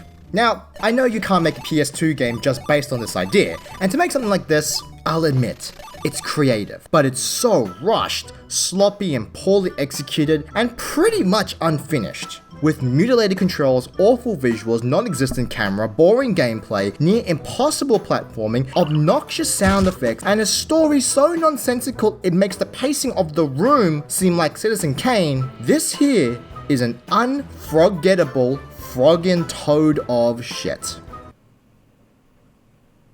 I told you I'd croak. Alright, Terry, I'm fucking done with ya! TerryByte. Have you ever watched Sesame Street or The Muppets and thought to yourself, man, I love this, but I want to watch it with scuffed characters who do awful, horrible things and only exist to torment and make others suffer? No, not really. They're ferals! Aussie kids shows are a strange bunch. Some are iconic. Anyone around my age will be able to tell you about Round the Twist, Play School, and Cheese TV. And one of these iconic shows are The Ferals. A lot of us know about this gem, but The Ferals is a weird one because, well, I haven't actually watched the show. How do I remember anything about The Ferals if I never watched it? Well, its characters lingered on far after the show ended. I can only imagine they were popular enough for some of the characters to be reused on later shows on the ABC, such as Mixie and Creature Features. I know most of you don't know what those shows are either, but I'm just trying to give context here, people, alright?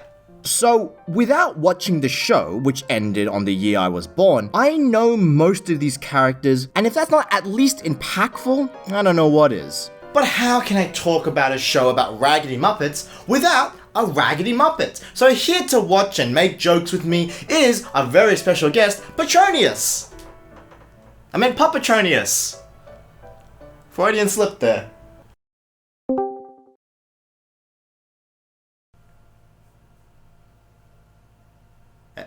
Hello? Pupetronius? Pete, get your stupid sock on the screen! Bloody Pom, I gotta do everything by myself here. Oh boy, Terry! Let's get started! Yeah, Mr. Sock. Alright, screw this. Alright. And before you complain, the video quality is gonna look like garbage. I tried so hard to find like high quality rips of these episodes. I tried for like a full 15 minutes, but I just couldn't find them. So most of the episode will look like this. Now that's old school.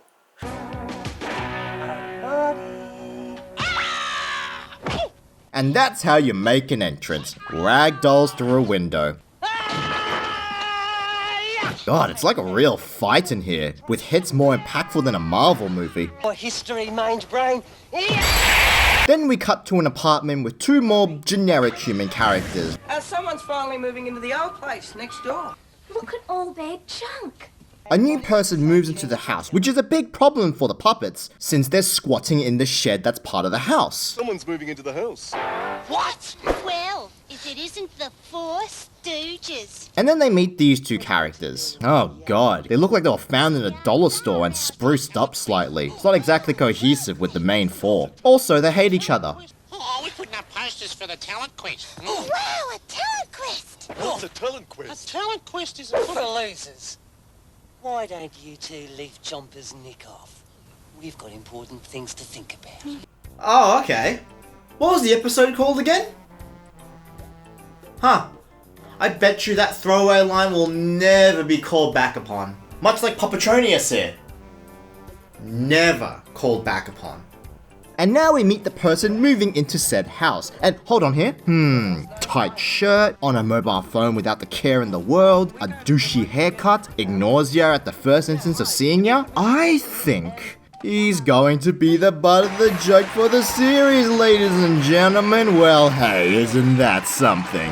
What's your name, kiddo? Please tell him that it's Joe King here again. Yeah, thanks. Wow, there's gotta be some cruel parents. Are you kidding me? I'm not. I'm joking. So it turns out the uni students here know the animals and tell them that the chances of getting along with Joe are slim at best. Good luck. You're gonna need it. So Joe finds out about the animals and tells them to move out because, well, they are feral. You're all out of here by the end of the week. Mixie goes out to hang with the uni students when, hang on, if they're fine hanging out with them, why don't they move in with them? They seem to like them enough, can't they just allow them to live there? At least for a little while so they can wash up and, you know, not live in squalor. I guess they really are uni students. They want to help the poor and be an activist, so long as they don't actually do anything nor affect their lives. So it looks like the feral Muppets will lose their shed home when they suddenly find out an amazing discovery. Beach house. It's the first prize. Yeah, didn't you guys know? A beach house. Beach house. Oh, what? They're entering the talent show? No! And they immediately start trying to figure out how to win. 1, 2, 3, 4.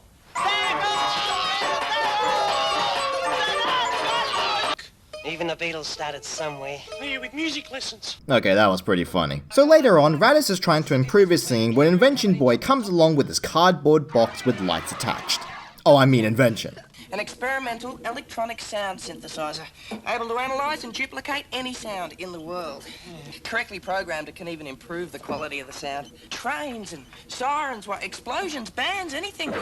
Producing each sound so perfectly, no one could tell it isn't the real thing. So he lets them borrow their invention to improve their self-confidence and totally not cheating.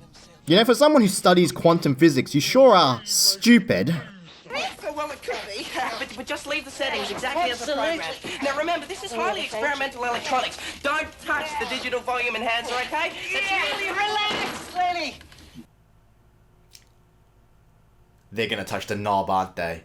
So now we go to the talent show, looking like it's held in some backyard held up by rusty nails and garbage can lids, where everyone so far is a dud act. But then, the ferals come on. What could go wrong? Oh god, what apparently can go wrong is that I'm getting a massive headache. That sort of camera zoom really screws with your head if you're not expecting it. As they start singing their song, which is fine. It's nothing great, but hey, it's a kid's show, I'll let it pass. But, uh-oh. Turn it back on. Why not? Because I should be the singer. You know, this would be funny and all, except there's one small detail that I just can't overlook. What is she wearing? God, talk about gaudy. She looks like the 60s made free love to some weird postmodern art house music video. So ignoring those, cone point cat breasts. I can't believe I said that. They mess with the all-important knob that Leonard was warning about. And it's a bomb. It wasn't a sound enhancer. He just used it as a front to help bomb and kill the neighborhood. Anyway, as the animals get patched up, they lament how they're still going to lose their home because they didn't win the beach house because, you know, everyone is dead. Oh, I mean the concert was cancelled or whatever. When Joey here comes with some good news, since this is only the first episode, they can't be kicked out already. Ow! You're all out of here tomorrow. Oh, God. There's 1 minute left on the episode and, they're getting kicked out tomorrow? Oh, God, I guess that's the end of the series. And it all ends where it left off, with pointless violence. Very stiff, unrealistic violence. And that was the first episode ever of The Ferals, and I have to say, it's fine. It's nothing special. And before you say, oh, but they're gonna get kicked out, there's gonna be no more series. No. In the second episode, the two uni students pretend to be ghosts to scare Joe King into keeping the Ferals in there. As you do. So let's go to an episode in season 2 called 4 Ferals and a Wedding. So the episode starts off with eating a cockroach. Okay, I know these animals are fake and the cockroach is fake, but that's still disgusting. Wasn't too bad, actually. Your turn, Modigliana. Truth or dare? Truth or Dare, classic old game where fuckboys get girls to show off their chest on webcam. Did you write this letter to Sebastian, the Siamese cat around the corner? No way, that Sebastian is a pussy. Oh god, I didn't know Modigliana was a gamer. Pussy! Dare, I dare you to leave the shed forever. You know, Raditz, you're a real scumbag. I love it. I really do appreciate how these characters have barely any positive redeemable quality. Not some good side that's secret or they have a good heart. Nope, they've had enough of the world and just say screw you to all of it. I mean, they literally almost kill the koala and kangaroo for the fun of it. Wicked. Okay, Mix, your turn. Meanwhile, the two uni students, whoa! New hairstyle. Looking fab. Anyway, Joe King enters their apartment all fuddy-duddy and gross, which of course is very unlike him. I'm in love. Who with? Probably himself. Oh, shit. On holiday. It was love at first sight. She must be mentally ill. Oh, shit. Well, hey, looks like he got lucky on his trip too. Damn, that is an afterglow. Down to talk about the wedding. The wedding? Yep, they're getting married. I mean, the episode is called 4 Ferals and a Wedding after all. Use your brain, people.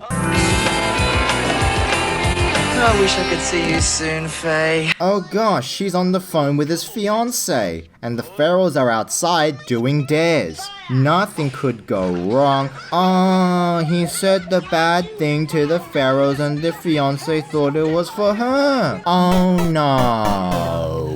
Look, if I had my way, I'd marry you tomorrow. Yeah, sure, I mean it. This weekend? You want to get married this weekend? Joe,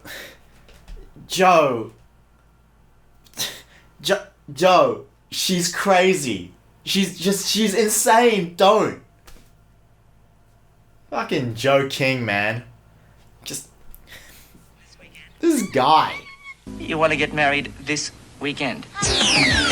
So Joe now has to make a makeshift office to fulfill his lies to Faye. So basically every man when they get a real job. And now the Ferals are homeless due to the makeshift office, as the Socks wonder what to do next.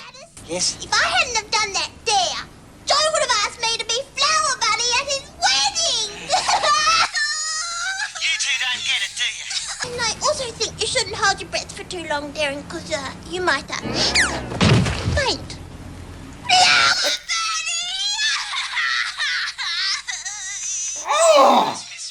So the crazy fiancé decides to fast-track their fast-track wedding, because I think she's insane, but moreover to get the plot moving. What am I doing in this dump? Oh yeah, Modigliana. That's actually a really funny way to get her back into the story. The poor thing on the side of the road, she was lost. I do love how genuinely terrified she looks. So while the three want to get their shed back, Em here decides to screw them over, because if Faye and Joe get married, she gets a new home inside the house with the couple. Man, everyone is an asshole in this series. Well, you just keep your trap shut, fish face. So while the Ferals do their night plan of sabotaging the wedding by chewing through ropes, sawing supports, and bombs. Okay, Raditz might be an actual terrorist. Keith and Kylie counter-sabotage their plans, and Joe traps Modigliana. Oh goodness, it looks like he's about to throw her in a river. But luckily he just chucks her under the hood of a car. Okay, that's not much better. But at least she's alive. Could you imagine if Joe King just drowned her? As the ceremony continues, Em has a change of heart and decides to free the Ferals, but not after fucking with them first. Well, I've always liked your leather jacket. So, I dare you to swap clothes with me for a month. Weird dare, but hey, punk rock might suit her. Oh hey, it actually does. So the four of them continue their plans, setting off a car alarm, stealing the ring, chewing ropes, making tables falls, fake girlfriend calls, the whole kit and caboodle. Here, repeat after me. With this ring. With this... And the whole wedding crashes in on itself, and he gets dumped, as if we're expecting something different. Don't worry, Joe. She wasn't really right for you. She was a fat, cranky old thing anyway! Wow. What a bitch. Well, technically she's a cat, so I guess she can't. Where the episode leaves on a poignant note. Yeah, but I guess I shouldn't have, well, you know, tried so hard. You know, for a kids show, that is actually a profound lesson. Relationships are built upon being you and accepting your partner for being them. You don't want to strain for changes. You just need to accept them for who they are. And the relationship will follow. She wasn't really good enough for me anyway. Ah. Never mind then. And as the Ferals go back to their home, Flower bunny.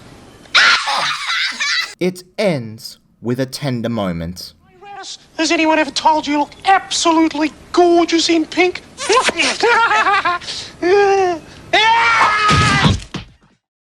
And that was the Ferals. Let me say one thing. It's a pretty fun series. It's like the Garbage Pail Kids of the Muppets, all gross and grunged up and full of unlikable characters mixed in with a couple of neutrals. It's an adequate show, but one that I would fondly remember if I was, well, existing. And in my opinion, the show is well written enough. Yes, it has its kiddie humor and crude gross out moments, but it can be genuinely witty at times. And it's those little things that turn a seemingly crude show into something that little bit more special. And I can definitely see why some of these characters just graduated into other shows. So, yeah. Fuck. Hey, check it out! I'm here. It's me, the puppet guy with the thing, the British voice. Hey, you want me to do the thing? No, I got here way too late, didn't I? Sorry, I was in the shower, and you have no idea how long it takes to dry off when you're made of whatever the hell this is. I don't know. Look, I'm here. It's cool. I can say British things like. Oh boy, I sure do hate Marmite, because no one likes that. Hello? Anyone? Oh man.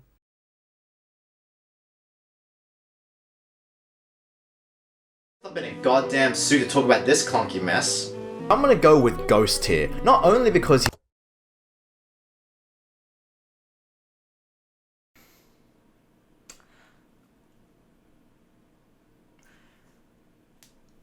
I kind of forgot about that, didn't I? Yeah, You ever one of those things where you just forget about a project for 4 years? Well, no point putting it off any longer, so let's jack in. TerryByte. It is so hot in this suit. Doesn't even fit me anymore. This thing's like 2 sizes too small. I look like a dwarf in this. I want you to go back and imagine you're around 10, 11, playing Ratchet & Clank, Ape Escape and Banjo-Kazooie. Then seeing your older cousin playing this.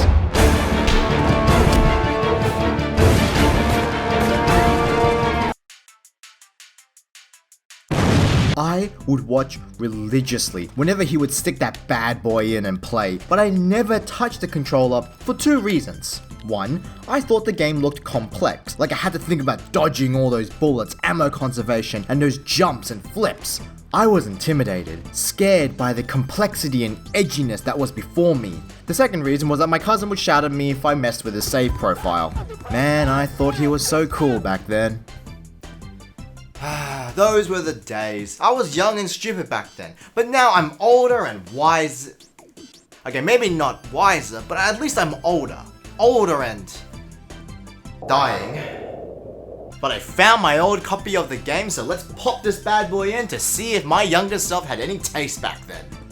So after the Warner Brothers logo is done being radioactive, we get punched into the main menu. Honestly, it looks promising except for the painfully thin text. We get treated to a cutscene, live action no less, because apparently this game has over 1 hour of original footage parallel to Matrix Reloaded, where we don't get to play as Neo and the gang, but instead the side characters Niobe and Ghost. Yeah, you remember these guys from the movie? I barely remember them too, so what a great way to start the game, eh? You know, a lot of critics actually said they didn't like the fact that this game didn't follow Neo and the main gang, but instead these side characters that really didn't have much to do with the story in the movies. But, in all honesty, I actually kind of like that.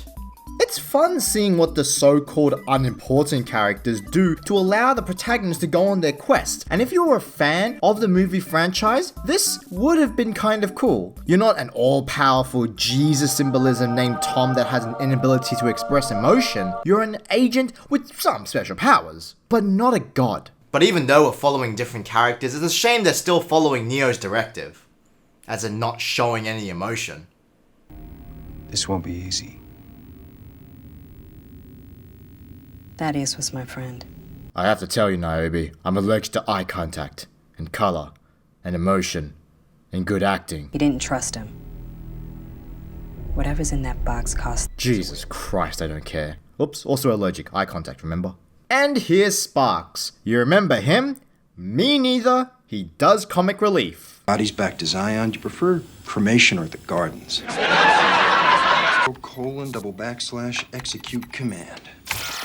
we go to a character select screen where we either get to play as Ghost and Niobe, and this isn't for each mission by the way, this is the only character select screen in the entire game. You choose one for the entire playthrough. So I'm gonna go with Ghost here, not only because he's male, but also because he's Asian and Australian. It's 3 layers of discrimination all rolled up into one.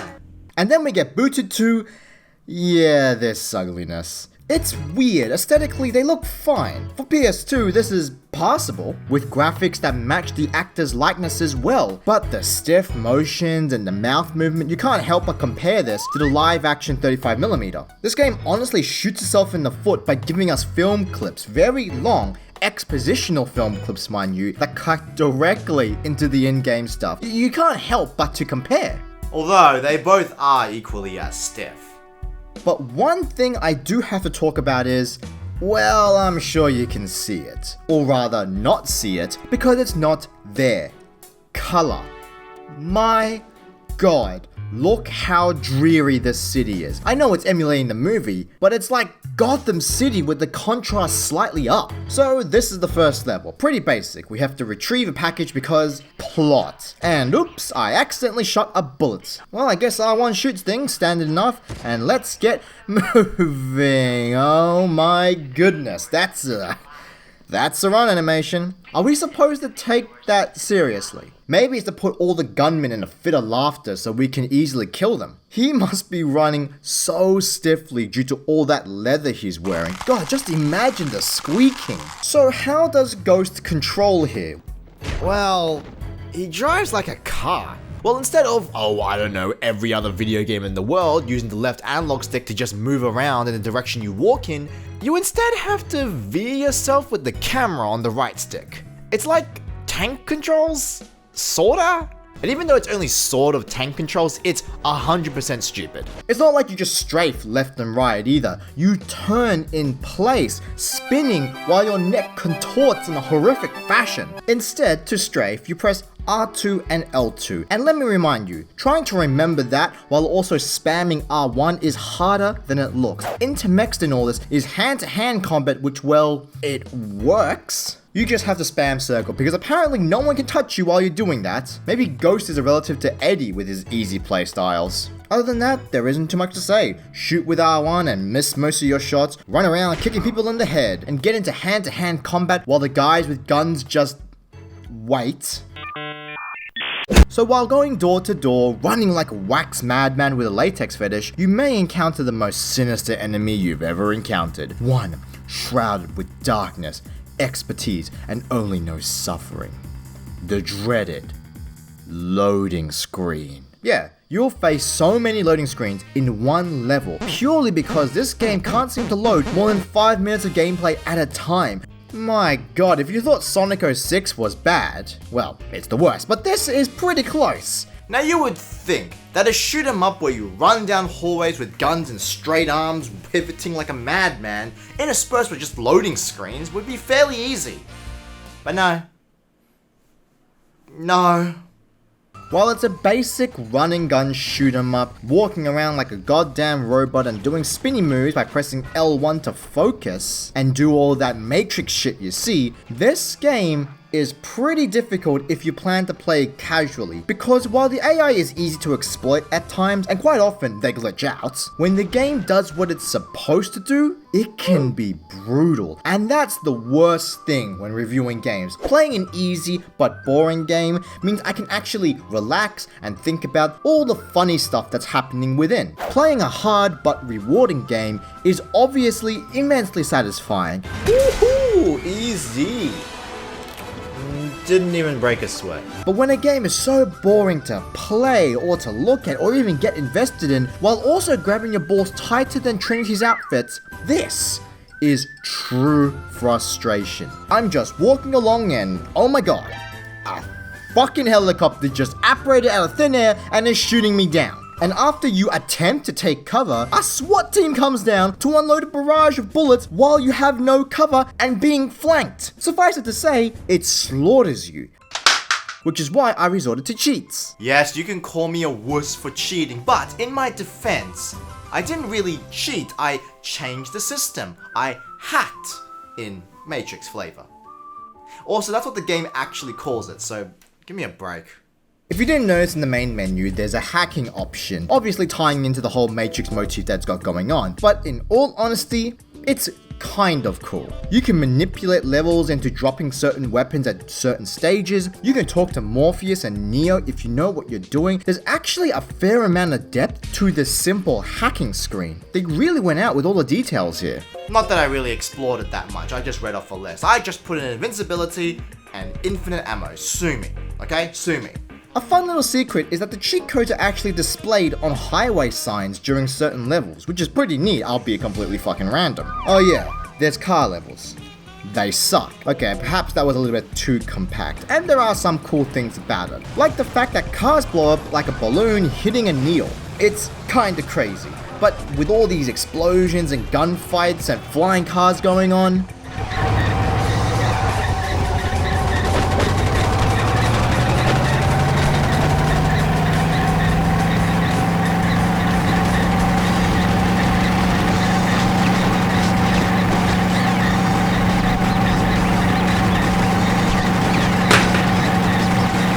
I know I'm being a little bit negative here. This game does show some effort and passion into the Matrix universe. It's just that there are certain parts of this game that really piss you off. One of the earliest places I got stuck on was this room here. After shooting up these guys and using a flashbang that just flies all over the place, I was stuck inside this locker room with nowhere to go. There was a window I couldn't break and no door to speak of. And maybe after 30 minutes of just wandering around, I couldn't find a damn thing to do until I heard that you need to blow up the corridor to progress. But I had no explosives. I only have a machine gun which can't break glass, a flashbang, and a stun grenade. So nothing can be used to...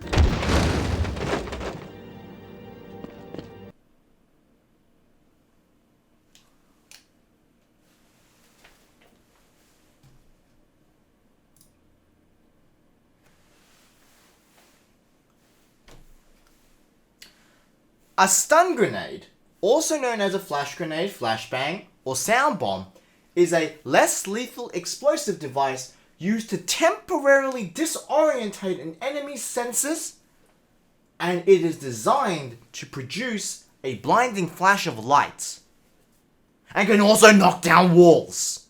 Why would I even put a C4 in CSGO if I can just throw a flashbang at them? By the way, I know there's going to be some gun enthusiast or explosion enthusiast that's going to be like, actually, stun grenades, they actually produce a force that can knock down a wall. And I'm just covering that base right now. I don't care. I think I'm developing heat stroke. I need to take off these pants or something. Fuck. Hey, a rooftop sequence. This is pretty... Well... So after not fucking up the jump again, I finally make it to the phone where, ah shit, here's Agent Smith! A cool feature is that the agents are basically unkillable, much like in the movies. Going in hand-to-hand combat with them is ill-advised, borderline suicidal, and they dodge all your bullets forever.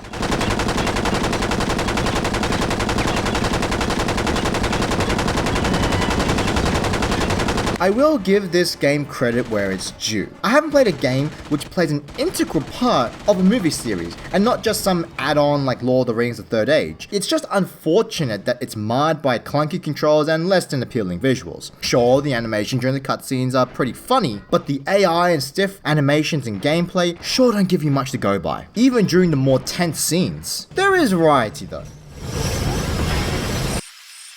Kinda. So really, this game is a mixed bag. Much like the movie series itself, it has something for the fans of the series and not much else. But now we're up to the level that was most memorable to me, the sewer level. Now, I don't know why, because I barely played the game when I was little, as I said, but the sewer level is really sticking in my memory for some reason.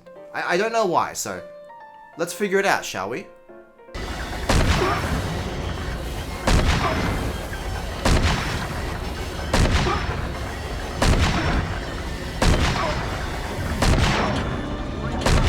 I think I was a stupid kid who had no taste. This level sucks. But with all the bitching and complaining I'm doing as a generic internet video game reviewer boy, I can't hate this game. I just can't. It showed promise, and it was a product of its time. Much like many smaller YouTube channels that you may have forgotten about. So, give this a chance, and give them a chance. So, this video was 4 years too late. Was it worth it? Probably not. But, to make it up for you, I'm not going to do some elaborate Matrix parody. Because that, my friends, would be, as what the youngins call, cringe. So, I'll see you boys later, because I'm gonna die of heat stroke.